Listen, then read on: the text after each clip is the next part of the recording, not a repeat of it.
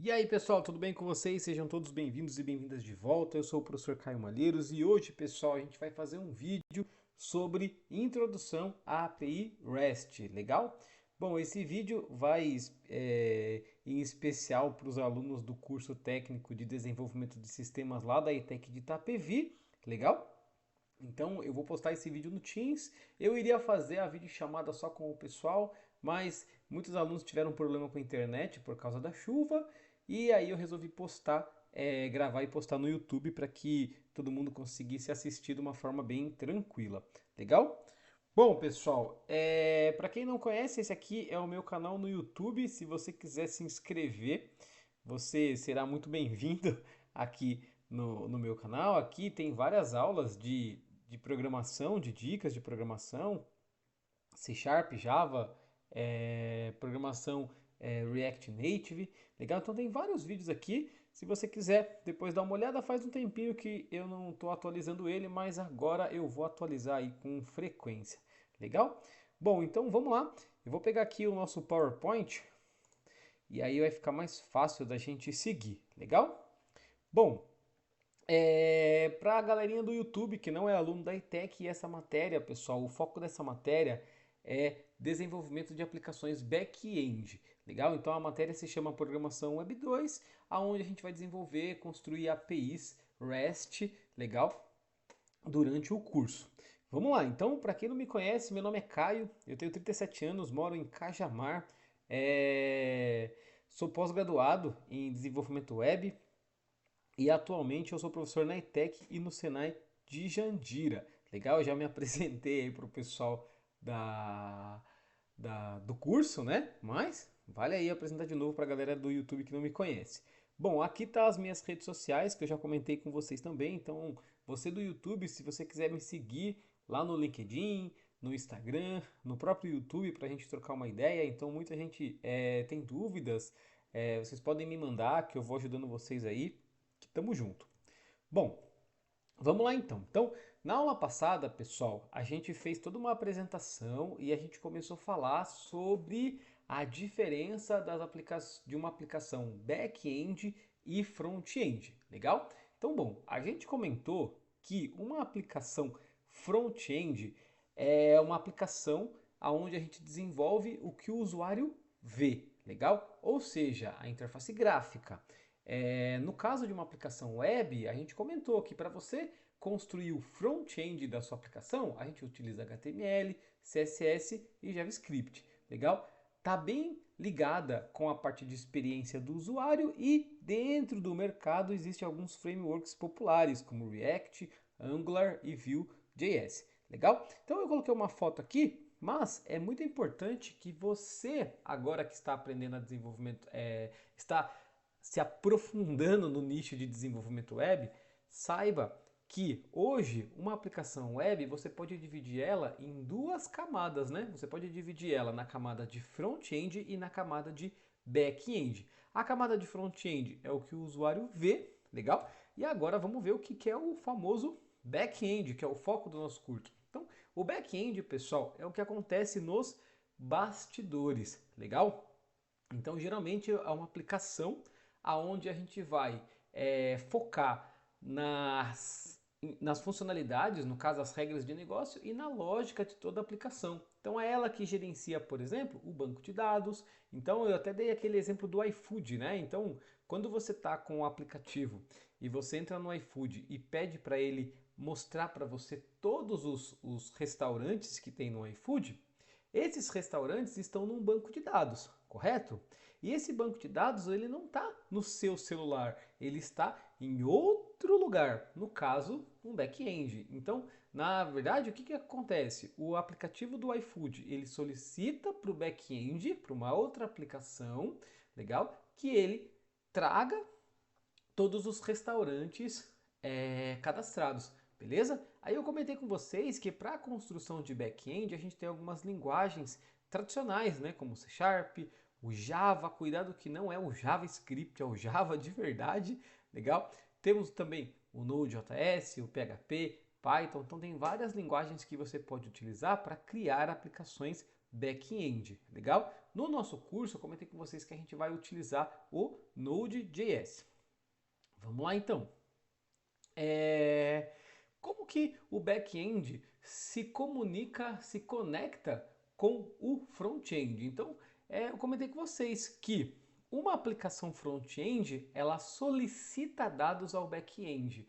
Legal? Então, quando, por exemplo, o aplicativo do iFood, que no nosso caso é um front-end, ele precisa dos dados do back-end, ele faz uma solicitação. Aí o back-end processa tudo que tem que ser feito, legal? Então ele processa a lógica e ele retorna esses dados para o front-end. E aí o front-end faz o quê? Exibe os dados que foram retornados. Legal? É sempre assim que funciona. O front-end faz uma solicitação, legal? O back-end processa e devolve uma resposta. Legal? Essa palavra solicitação ou solicita troca por requisição, né? Então o front-end ele faz uma requisição para o back-end e o back-end devolve uma resposta. Grava essas palavrinhas: requisição, legal? E resposta, ou do inglês request e response. Bacana? Bom, avançando aqui um pouquinho, a gente fala que para isso funcionar a gente utiliza o conceito de APIs, legal? Para que seja realizado essa comunicação. E vamos avançando aqui. Legal, mas então o que é uma API ou uma API? Legal? Uma API, pessoal, a sigla significa interface de programação de aplicação. Legal? Então o que é uma API aqui no resumo de tudo? É um conjunto de regras que permite que diferentes sistemas se comuniquem. Então a magia de você trabalhar com APIs, pessoal, é que você consegue fazer integração entre sistemas. Então, por exemplo, eu posso fazer um aplicativo mobile se comunicar com o back-end, eu consigo fazer, por exemplo, um aplicativo desktop que foi construído em outra linguagem se comunicar com o mesmo back-end, então eu consigo fazer vários tipos de aplicações se comunicarem. Legal? Detalhe que são construídas em linguagens totalmente diferentes. Se a gente fosse parar para pensar e analisar como funciona, a gente poderia falar que funciona como se fosse um cardápio de um restaurante, aonde você pede alguma coisa, pede no caso um prato, e aí você recebe uma resposta. Legal? Um exemplo, pessoal, bem simples de uma utilização de uma API é, por exemplo, um aplicativo de clima. Então imagina que você vai criar um aplicativo e esse aplicativo vai mostrar como que está o clima na sua cidade, na cidade do usuário, em tempo real. Como que eu faço isso? Dá para nós fazermos isso? Claro que dá. Legal, a gente vai fazer o nosso aplicativo, só que ao invés de nós, ao invés da gente ficar se preocupando, como que eu faço para descobrir como está o clima? Como que eu faço isso? Geralmente, sei lá, eu nem imagino, mas eu vou vou deduzir que tem um satélite que pega as coordenadas, não sei o que, mas assim, como que isso acontece? Então, ao invés de nós pensarmos nessa parte, alguém já pensou nisso. Legal? E aí a gente faz um aplicativo integrar com essa aplicação que essa outra pessoa fez isso. Ou seja, uma API para buscar as informações do tempo. Legal? Da mesma forma acontece com sistemas de pagamento, né? Então, por exemplo, eu vou fazer um aplicativo e no meu aplicativo vai ter integração com as maquininhas de cartões de crédito, legal? Bom, eu não preciso me preocupar em pensar como que vai ser feita a transação, como que vai o dinheiro como que vai debitar do cartão da pessoa, o que eu tenho que fazer caso a pessoa desista, como que eu estorno isso para a pessoa. Então eu não preciso me preocupar com isso. Legal? Porque já existe uma empresa e o negócio deles é fazer isso. Então eles fornecem para a gente uma interface de programação, legal?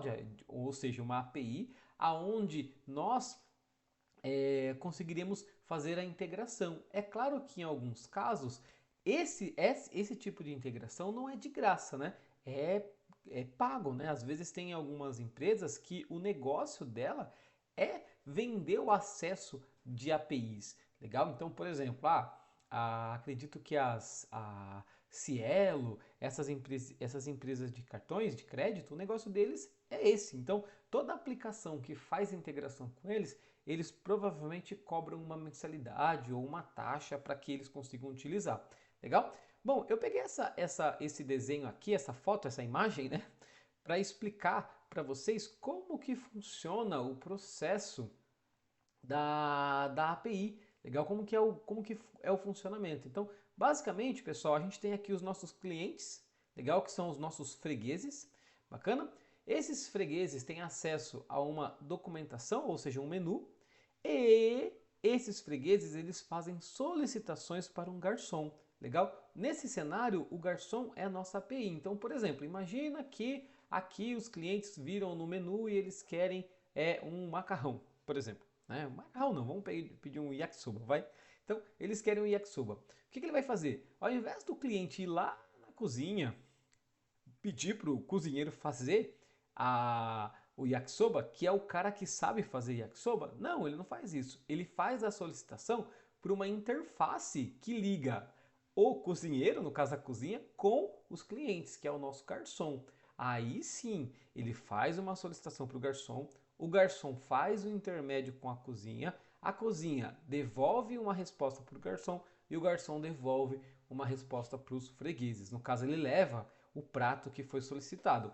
Legal? E isso se tiver, né, se não acontecer alguma coisa de errado, porque caso aconteça de alguma coisa errada, a API, né, no caso o garçom, vai informar aqui para os fregueses, para os clientes, que esses carinhas aqui nada mais são do que as outras aplicações que estão fazendo requisições. Legal? Então, é assim que funciona. Essa imagem é uma imagem bem bacana que resume o funcionamento de uma API. Bom, falando um pouquinho de mais técnico, né? Essa aqui é uma outra imagem, mas basicamente é a mesma coisa. Então, os fregueses nossos, os clientes, né, são as aplicações. A cozinha aqui, na verdade, vai ser o nosso back-end, legal? Que é onde vai estar a nossa API. E a comunicação acontece através de requisição e resposta, legal? Conforme a gente já comentou. Vamos lá. Então, olha que legal. Então, como que funciona aqui, resumindo, pessoal, né? Uma API. Então, primeiro, a gente tem o cliente. Nesse cenário, a gente tem um cliente e o cliente envia uma requisição. Quem pode ser um cliente? O cliente pode ser um aplicativo, pode ser um site, pode ser um sistema desenvolvido em desktop, ele pode ser qualquer tipo de aplicação. Legal? Se ele faz uma requisição, legal, ele é um cliente. Bacana. O servidor, nesse cenário, é o cara que processa a requisição, né? Ele recebe a requisição, faz o processamento e retorna uma resposta. Então é ele que devolve uma resposta para o cliente, porque o cliente faz a requisição e ele está esperando uma resposta. Legal? Uma resposta, por exemplo, imagina que o cliente quer que seja cadastrado dados no banco de dados. Legal, ele faz uma requisição enviando os dados para serem cadastrados. Essa requisição o servidor já sabe que é para fazer um cadastro. O servidor vai tentar fazer e vai devolver uma resposta dizendo: olha, consegui ou não consegui, deu problema, enfim, certo? Ele devolve uma resposta. E uma coisa bem importante, pessoal, é que essa resposta ela precisa ser num formato que qualquer tipo de linguagem de programação consiga interpretar. Então, por exemplo, muita gente me pergunta: Caio, mas peraí, como que uma aplicação feita em React Native, legal, consegue conversar com um back-end que foi feito em Java, né? São linguagens diferentes, né? Como que isso acontece? Ou melhor, imagina três aplicações, uma em PHP, uma em Java, uma em C Sharp, uma em React Native. Como que todo mundo consegue conversar se eles falam línguas, entre aspas, diferentes, né? Tem comandos diferentes. Na verdade, pessoal, existe um formato meio que universal aí, onde todas as linguagens conseguem interpretar dados nesse formato, que é o que a gente chama de JSON ou XML. Legal? Então, esses formatos aqui são formatos que todas as linguagens conseguem interpretar. Então, por isso que as respostas geralmente vêm em um desses formatos, JSON ou XML. Legal? Bom, aqui tem um exemplo de uma requisição. Então, a requisição, pessoal, eu coloquei aqui um print de um programa chamado Postman, que é um programa que a gente utiliza para testar requisições. Depois a gente vai ver com calma como funciona para vocês entenderem. Mas, olha que legal. Pensa o seguinte, quando você entra no site e você digita o endereço e dá um Enter, o que o navegador está fazendo?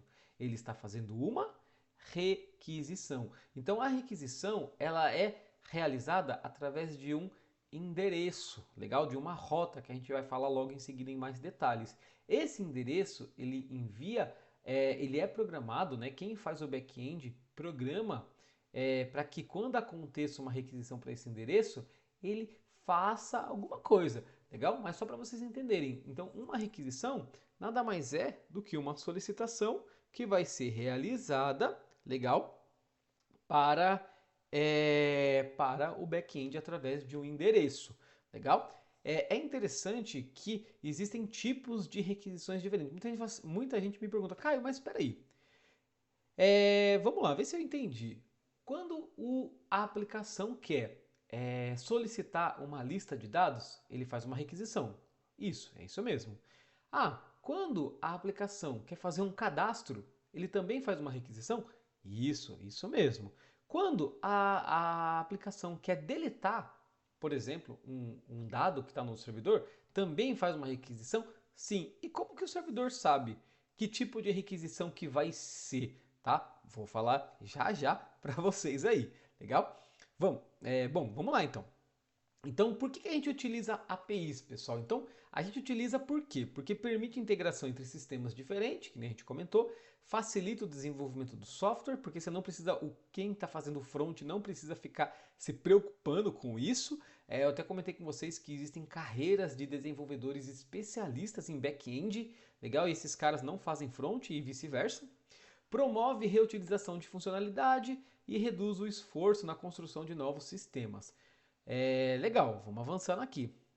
Bom, falando agora sobre um pouco, pessoal, sobre os tipos de APIs que existem aí no mercado. Eu não vou falar muito em detalhes de cada uma a fundo, tá? Mas a gente precisa conhecer que existem tipos de APIs, legal, que você pode utilizar no seu dia a dia.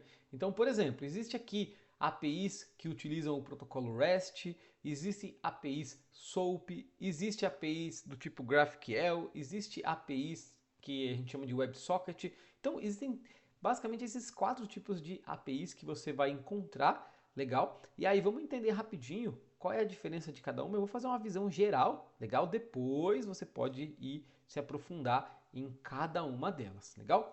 Vamos lá então. Então, as APIs REST, pessoal, são as APIs praticamente mais utilizadas aí na internet. Elas funcionam baseadas em HTTP, legal? Então a gente utiliza o protocolo HTTP e usa os métodos GET, POST, PUT, DELETE para fazer as requisições. Esses métodos aqui, eles vão determinar que tipo de requisição vai ser feita. Então, por exemplo, quando fizer uma requisição utilizando o método HTTP delete, significa que essa requisição ela quer excluir alguma coisa do banco de dados, por exemplo.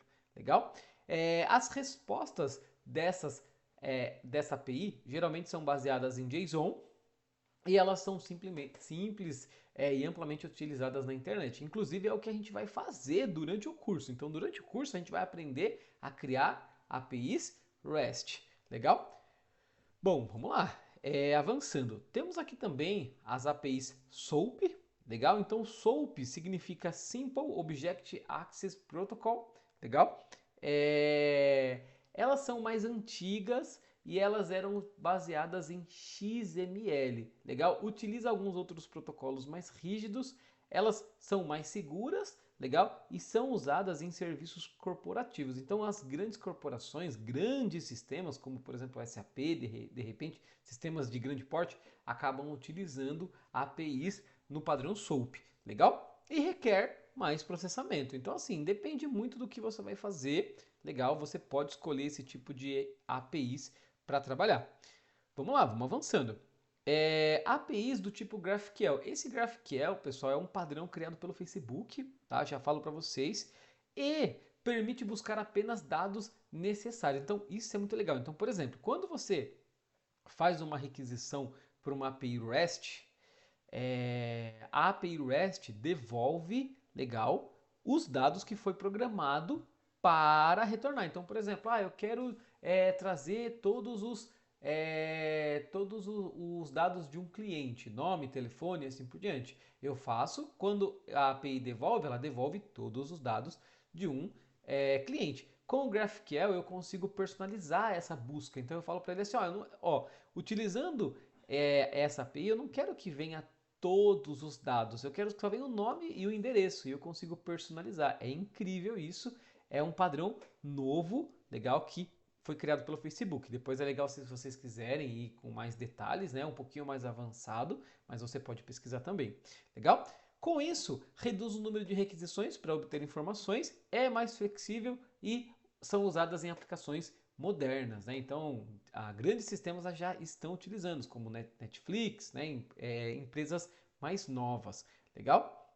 Bom, esse outro tipo de APIs aqui, no caso o WebSocket, é uma API que permite comunicação bidirecional em tempo real, ideal para chat, legal, notificações, streaming de dados e mantém uma conexão aberta ao invés de múltiplas requisições. Legal?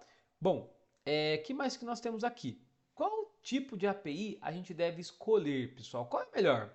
Depende do projeto, né? Depende do que você vai fazer. Você vai escolher o tipo de API necessário. Então, por exemplo, REST é a mais comum, GraphQL é mais flexível, WebSocket é ideal para tempo real, né? E SOAP é uma API mais robusta, mais pesada. Então, depende muito do que você vai utilizar.